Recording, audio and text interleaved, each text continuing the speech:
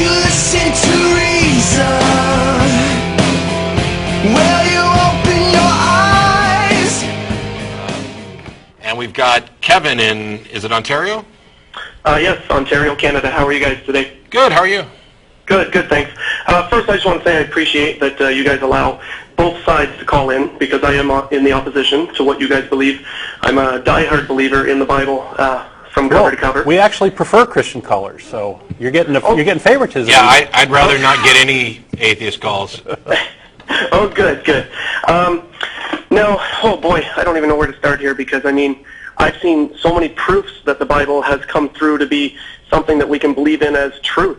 Like, prophecies that have been fulfilled before the world's eyes in our time. If you want, we can open that up. If you want, we can open that up and unpack that and maybe talk about a prophecy. Okay. You called in about something specific, and just a reminder, there's only like 23 minutes left in the show, so I want to make sure you get, your point when we get to discuss it a bit. Okay, I'll try to be quick then. I mean, in Isaiah 66:8, a nation will be born in a day. That happened on May 14th, 1948, when in the UN it was voted that Israel be recognized as a state from that day forward. How do you know that's what Isaiah was talking about? Because of the fact that it happened, and we've seen the evidence.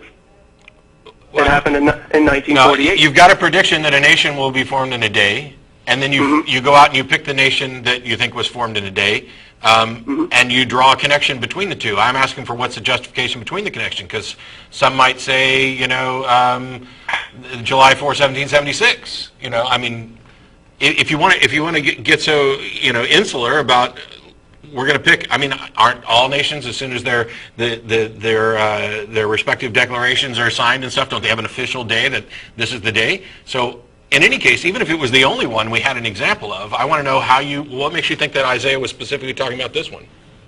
It's a good point. Perhaps I might not be able to answer that, except for I could put in all the other ones that say all the things to go along with it, like it would be left a desolate desert for many years, which it was.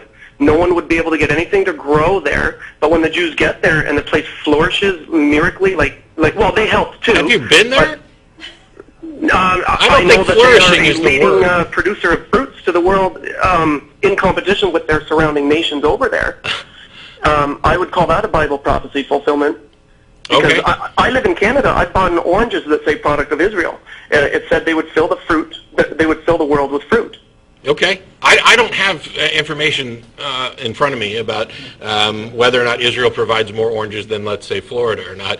And I don't really care, because when we're talking about these things, here's the thing with predictions, which is the word I'll use instead of prophecy, because I think prophecy carries baggage that you can't even begin to support. But if you make a prediction, how do you go about, what are the requirements for us to determining whether or not that prediction comes true? For one thing, it needs to be specific. It needs to be fulfillable by only a single occurrence. It needs to be something that isn't prone to interpretation at all. And it needs to be something that is non-trivial. So, for example, if I go in to a restaurant and we're going to El Arroyo tonight, I'll order chicken flautas. Am I making a prediction when the waiter brings me this?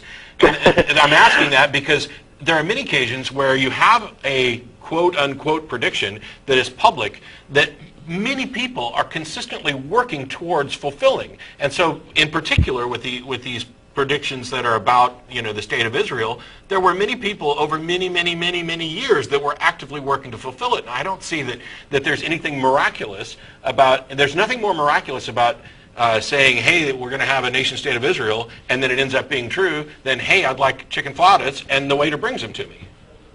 Well, I don't know that humans would have the power to make it happen, especially after the Jews being on the brink of extinction from Hitler and the Nazis, and then they bounce back and get their nation. That's a miracle. That's pretty amazing. Humans made it happen. This was an act of the United Nations we're talking about here. How are you attributing this to a god? Okay, but it wasn't the Jews. It was out of their power. Okay. So the United Nations is miraculous, not God. Yeah, and the United Nations doesn't like that there's a God. I don't think they meant for it to happen. Okay, I'm giving you my opinion here. You realize that the United Nations is made up of a plurality of nations, many of whom, matter of fact, all of them except the United States were formed with religious ideas. We were the first secular nation state. Well, there are a lot of religious nations, yes. That's informative to me. Thank you. But, I mean, there's more. They got there. They were attacked by surrounding nations, outnumbered army personnel, 80-1, and they miraculously won. When Hebrew hadn't even been revived yet, they're all speaking different languages, coming from other countries. How are they supposed to put together an army and defeat, 5 attacking nations that were ready and established? Within the first week they got there, and they won. It's amazing. It is a miracle from God. Okay. I don't see it as a miracle. And I don't know enough history about the specifics to go into it, but I don't see that it's a miracle. I don't know where you get that justification. But what I had here was that you called in to provide scientific evidence of a global flood. Okay, sure, yeah. It is easy to tell that, and it's been told by different creation scientists, and I will say specifically there are no such thing, by the way, as he brought so much to the world to see, and his stuff is amazing, and to turn a blind eye to it when he gives you the evidence. Layers of rock, sedimentary rock, that means settled by water. Simple enough right there. Like he says, you put water and dirt in a jar, shake it up, and it'll settle out in its densities of the different layers of what, the densities of the rock. And you can see these layers all over the world, and trees running through different layers of them. The trees being there is evidence of a global catastrophe. Yeah, no, it's actually not. Well, it's not evidence of a global flood. I'd actually recommend that you stop by talkorigins.org. They have an index that addresses pretty much every creationist claim. Even a lot of Christians and Christian groups don't even attempt to make the claim of a global flood because it's such an absurd claim. First of all, you'd have to account for where the water came from and where it went. But I'm sure that you can just say God miraculously made water and God miraculously made water disappear. The geological column doesn't actually support this. The ice cores that we've taken don't show any signs. They go back 40,000 years. They don't show any signs of a global flood. There are civilizations that survived from the time of the dated, the time that the flood's dated to, before and after, that don't seem to notice at all. And if you're going to argue for a global flood where God wiped out everybody except for a single family of 8, even without going to any science, even if we just stuck to your own Bible that you like so much, if you follow the timeline of the Bible, 150 years after this flood, there's a civilization that is big enough that and have already seemingly forgotten about this God who saved their 8 ancestors 150 years ago, that they're building a Tower of Babel. That's absurd. There's no way a population could grow that fast, and even if it could, it's absurd. It reminds me of the story of the Israelites and wandering in the desert for 40 years and stuff, for which there's no archaeological evidence support for. But you've got this claim where the Israelites they're witness to all of these horrible plagues, and then God miracles the water so that they can walk across on dry land, and he leads them along by a pillar of cloud by day and a pillar of fire by night, and feeds them manna from heaven, and leads them on towards a mountain, and Moses disappears for 40 days, and they're like, screw that God, let's make a new one. How crazy is that? The Bible doesn't make any sense on its own. And when you start taking a look at the science, which is, first of all, you said creation science, it's not science, and creation scientists, so you may find scientists who are creationists, but there's no scientific evidence supporting creationism. So when you actually look at what actual geologists have to say, for example, none of them are accepting anything like a global flood because we know too much about different ages of mountains, the different ways things are formed, the fact that the flood would cause problems with plant species not surviving, with diseases not surviving, the fact that we have different freshwater and seawater fishes. The entire claim is absolutely absurd. And there are, in fact, scientific explanations for things like trees that cross strata. And the geological column is not an example of sedimentary laydown as if it came from a single flood.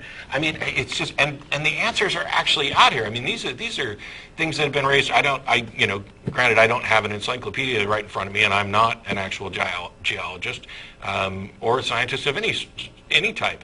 But a quick Google search in 20 or 30 minutes at like talkorigins.org will give you the actual science on this and the reason why these claims don't stand. Okay, well, you said a lot there. You mentioned where all the water came from. I do know the Bible says the fountains of the deep broke open, and these break marks are still in the ocean today. How do you know what you... Well, Okay, go ahead, continue.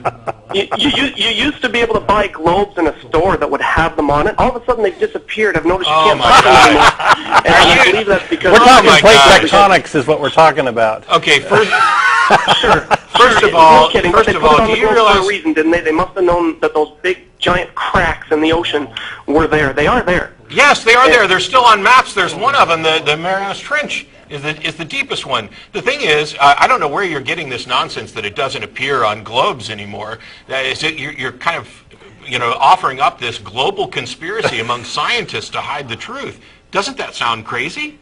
Well, no, I only say it because I've seen the evidence of it. I have a globe. I bought one, and I'm like, where do you get the ones with the break in it? The cracks. Buy in a the better ocean? globe. You can't get them anymore. Go to Google Earth. Okay. But the things that there's nobody hiding anything. There's nobody trying to downplay. What's happening is people are learning, first of all, that we've made a lot of mistakes in the past, and these things that you're calling breaks with the waters coming from the deep, that concept has been entirely debunked. Because first of all, the idea that the rocks were floating on a shell is absurd. They would have actually sunk. But the breaks that you're talking about are due to tectonic plate shift on an Earth that's constantly moving.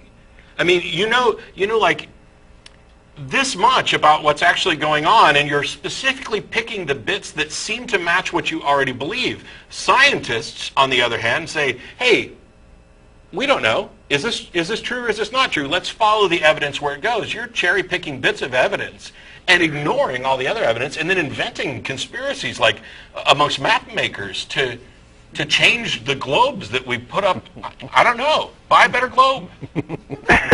Okay, that's fine. I've heard your argument. We could be here for a long time talking about scientific details, but let me mention this one, and I know you're going to say it's been debunked as well. But I agree with the evolution scientists on one thing. They suspected, before they landed on the moon, that the dust would be very, very deep. They suspected that their machines would sink into it. And I agree with them if we were millions of years old. But when they got there and found out that it was 3/4 of an inch deep, indicating that the universe is only under 10,000 years old. Kevin. Kevin, I'm going to ask evidence. Kevin. How could you guys laugh? I just gave it to you right there. Kevin, I'm going to ask you something, and I'm doing this not to insult you, but to try and save us time. Are you just calling in to prank call us? Absolutely not. This is all evidence I just laid out for you. Then I'd highly turning a blind eye is what you're doing. Kevin, then I'd highly recommend that you go to answersingenesis.org, which is like, are you familiar with Answers in Genesis? I've seen it a couple times, yeah, not in detail. Sure. Even they list the moon dust argument on a list of arguments we think creationists shouldn't use. Even some of the most batshit crazy creationists who create museums with humans coexisting with baby T-Rexes say that you shouldn't use the moon dust argument because it is utterly vapid when it comes to scientific evidence. It is one of the worst possible arguments. I don't see how it could be because, tell me this, how come Neil Armstrong was expected to just go up and stick the American flag in the dust when he had to use rocks, and it surprised him? They all suspected that their machines were going to sink into the dust and never be seen and heard from again, and they were very wrong. Why would you think there'd be so much dust there? Oh, because of millions of years of accumulated dust collection. Where's it going to come from? Meteors bouncing, banging into each other, flying by. It's the big meteors melt the rocks and things. Here, Kevin, I'm going to do you a favor since you haven't actually gone. I went to answersingenesis.org right here, and I have their page up on the moon dust. This is a pro-creationist and even a pro-young Earth creationist site, by the way.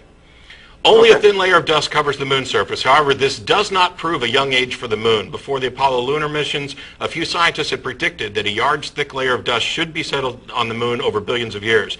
Those predictions got a lot of press, yet further satellite measurements of dust in space indicated a much smaller rate of accumulation than previously assumed. This doesn't mean that the moon is billions of years old. Modern scientists cannot know the rate of dust accumulation in the past or the amount of dust originally on the moon. Therefore, moon dust cannot be used as an age indicator one way or the other. That's from the creationists, the people who agree with you, saying, please don't use this argument because you make the rest of us look dumb. Okay, sure. I'll admit that they They can't know the rate of the accumulation. Sure, no problem. But there's many other things. I don't know if you guys watch some of these scientists. Have you ever heard of Thomas Kindle? I don't. Oh, no. I don't think I know the name. Well, anyway, his presentations are on YouTube about dinosaurs walking with man. And hey, by the way, you guys are from Texas. Have you not gone to see the Glen Rose Riverbed? Yes. Yeah, there's a bunch of batshit crazy dinosaur up there footprints too. are together at the same layer, same age? Yes, we've seen him. We're familiar with him. It's nonsense. Okay, And even though you saw it, even though you said you just saw it. Yes. Okay. So you saw the dinosaur footprints next to human No, footprints. I didn't see dinosaur. No, I didn't see. 16-inch foot. I didn't see human dinosaur. footprints, by the way. I didn't see dinosaur footprints alongside human footprints. I saw impressions that some people are determining are dinosaur footprints alongside human footprints, but when they're investigated by actual scientists, that turns out to not be true. You really, I swear, I'm not trying to be rude or mean. Go to talkorigins.org. Do a Google search for Index of Creationist Claims. There's this huge long page where every single one of these are debunked. And in your case, you're coming up with some of the most absurd. I mean, there are some difficult questions about the origins of life on Earth, the foundation, the formulation of the planet, the origin of the universe, and things like that. There are plenty of unanswered questions, and there are areas where we just don't know enough. But when creationists, specifically young Earth creationists and people who are advocating a global flood, come in, they always come in with the absolute worst arguments. They have no science behind them. These are things that are not only, they're not things where, well, we really just don't quite know yet. They're things that we know are wrong. Okay, well, to say that these arguments are absurd would be saying that Dr. Carl Baugh, who excavated these absurd. Is absurd, and I don't believe the man's a liar. He's a genuine. I don't think he's necessarily. I don't think he's a liar. Why would you think that the options are either he's correct or he's a liar? The other option is either he's correct or he's wrong. He's wrong. Carl Baugh's wrong. Okay, well then it gets down to opinion. Your opinion, my opinion. No, it's not opinion. He said he dug it up himself. He lifted rock off, and the footprints continued on underneath the rock. He lifted up.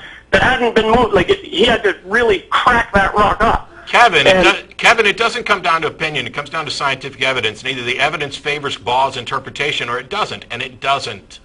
I really disagree, but I do appreciate your opinion. And, I understand that Kevin, I understand that you disagree, but you're disagreeing with science, not opinion. I disagree with that, too. And you know what's better?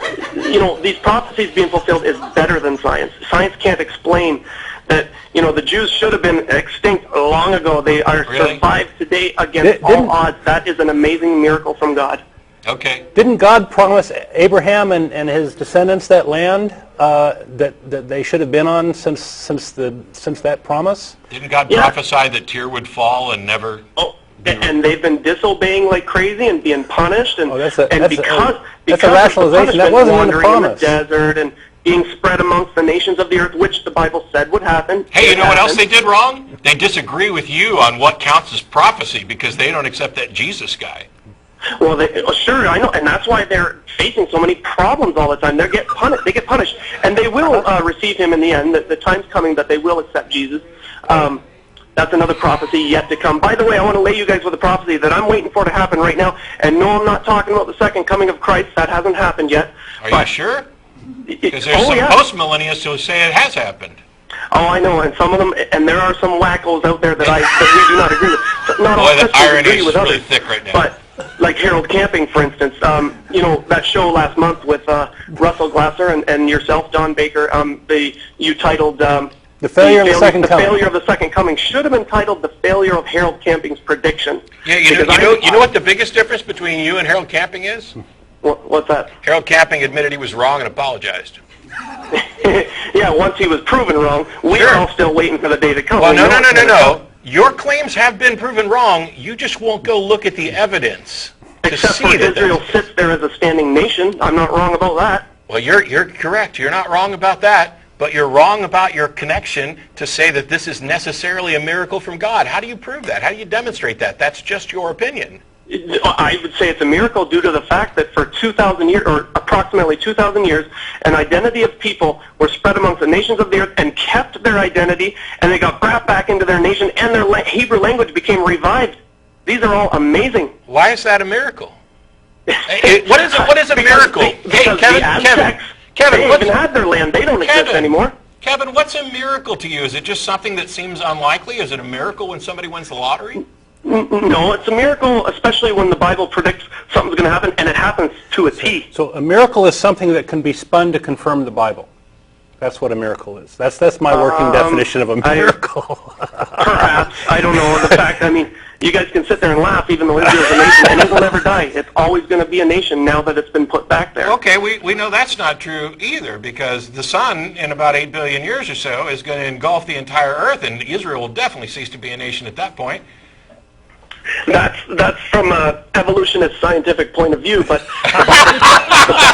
Okay, first of all, hey Kevin, I put you on hold. Sorry, we're almost out of time. First of all, evolution deals with life science. It has nothing to do with what's going to happen to the sun. These are observed facts about the way the universe works. Don thinks that you're a Poe, that you're just calling in to be as absurd and fake as possible. I don't know whether or not that's true, but what I can say is go to Talk Origins and actually investigate whether or not your claims have any merit.